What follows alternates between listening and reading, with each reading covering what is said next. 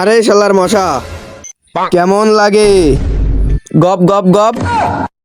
এই মশা আমাদের ঘুম আরাম করে দিয়েছে, এদের কোনো কিছু করতে হবে, এদের একদম খতম করে দেবো। কিভাবে? চল এদের পিছু করতে করতে এদের আড্ডাখানায় যায়, সবাই যেখানে যাবে সেই জায়গায় উড়িয়ে দেবো। চল তাহলে।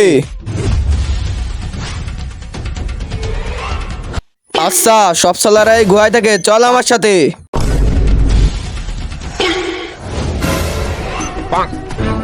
সব মশা যে এখানে। এবার দেখ এই মশার খেল খতম করে দিচ্ছি।